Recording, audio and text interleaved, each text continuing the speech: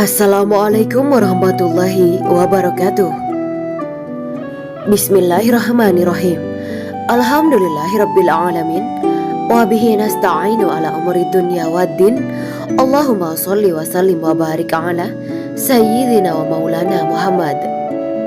Asyhadu an la ilaha illallah wa asyhadu anna Muhammadur Rasulullah. Amma ba'du.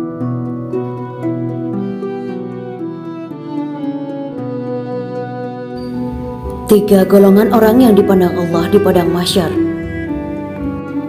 Padang mahsyar adalah tempat di mana semua manusia dikumpulkan Allah setelah dibangkitkan dari kubur. Semua orang pasti ingin dipandang oleh Allah Subhanahu wa taala, apalagi di padang mahsyar, saat di mana semua manusia dikumpulkan untuk mempertanggungjawabkan amal perbuatannya. Ada tiga golongan manusia yang dipandang Allah kelak di padang mahsyar. Siapakah mereka? Dalam satu kajian Jatsatul Itsnain Majelis Rasulullah, Syekh Ridwan Al-Amri menjelaskan, orang-orang yang mendapat pandangan rahmat Allah diriwayatkan bahwa nanti di padang mahsyar semua umat manusia dikumpulkan oleh Allah Subhanahu wa taala. Dari zaman umat Nabi Adam sampai umat Nabi Muhammad SAW, mereka semua berbaris, ada 120 barisan. 2/3 dari barisan itu adalah umat Nabi Muhammad. Berarti 80 saf umat Nabi Muhammad, yang sisanya 40 saf lagi dibagi-bagi selain umat Nabi Muhammad. Kemudian dari 2/3 diberikan lagi secara khusus untuk umat Nabi Muhammad. Ada 1/3 yang masuk surga tanpa hisab. Mereka adalah orang-orang yang khusus dari umat Nabi Muhammad, tidak ada hitung-hitungan. VIP langsung masuk jalur khusus. Jumlah mereka sebanyak 70.000 orang. Maka Nabi meminta kepada Allah untuk ditambah lagi. Maka dengan berkat Rasulullah, dari 70.000 dikalikan 70.000 lagi, menjadi 4.900.000.000 orang dari umat Nabi Muhammad akan masuk surga tanpa hisab. Dari sekian 1/3 lagi, lebih khusus lagi, mereka yang mendapat panggilan khusus dari Allah di padang mahsyar akan berdiri mendapatkan pahalanya langsung dari Allah. Tidak ada hitungan dari malaikat. Inilah tiga golongan yang mendapat pandangan khusus dari Allah. 1. Orang-orang yang berpuasa. Mereka adalah orang-orang yang puasa, khususnya orang yang berpuasa di bulan Ramadan. Amal ibadahnya diterima di bulan Ramadan, sebagaimana di dalam hadis qudsi Allah berfirman, "Puasa adalah untukku, milikku, dan akulah yang memberikan pahala."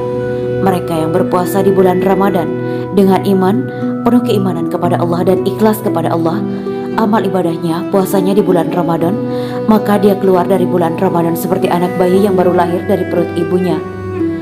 2. Orang-orang yang memaafkan kesalahan orang lain, yang mendapat panggilan khusus di padang mahsyar, yaitu orang-orang yang memaafkan kesalahan orang lain. Mau bulan apa saja, bukan hanya bulan Syawal, mereka selalu memaafkan kesalahan orang lain, sehingga Allah memaafkan mereka sebagaimana firman-Nya, "Barang siapa memaafkan dan berbuat baik, maka pahalanya atas tanggungan Allah." Quran Surat Asyura ayat 40. Kalau sudah Allah yang kasih, maka tidak terhitung ganjarannya. Begitulah ganjaran bagi orang-orang yang mudah memaafkan kesalahan orang lain. 3. Orang-orang yang sabar. Mereka yang mendapatkan panggilan khusus dan mendapatkan pahala langsung dari Allah, mereka adalah orang-orang yang sabar. Sebagaimana firman Allah, "Sesungguhnya hanya orang-orang yang bersabarlah yang dicukupkan pahala mereka tanpa batas." Quran Surat Az-Zumar ayat 10. Sesungguhnya Allah bersama dengan orang yang sabar. Quran Surat Al-Baqarah ayat 153. Sabar yang dimaksud adalah sabar dalam melaksanakan amal ketaatan dan beribadah, sabar meninggalkan maksiat, kemudian sabar dalam menerima cobaan Allah. Apabila ia bersabar karena Allah, maka ganjarannya dibalas langsung oleh Allah. Syekh Ridwan Al-Amri menjelaskan, ada dua golongan yang tidak dipandang oleh Allah pada hari kiamat, yaitu yang suka memutuskan silaturahim dan tetangga yang jahat yang suka mengganggu tetangganya, baik orang muslim atau orang kafir. Nabi SAW mengatakan, tidak turun rahmat kepada satu kaum yang mana di tengah-tengah kaum itu ada orang yang memutuskan silaturahim. Bukan hanya dia saja yang mendapatkan bala, orang yang dekat dengan orang yang memutuskan silaturahim juga membawa bala. Gara-gara dia Allah tidak menurunkan rahmatnya. Demikian tausiah Syekh Ridwan Al-Amri. Semoga kita termasuk orang-orang yang dipandang Allah pada hari kiamat. Amin ya rabbal alamin.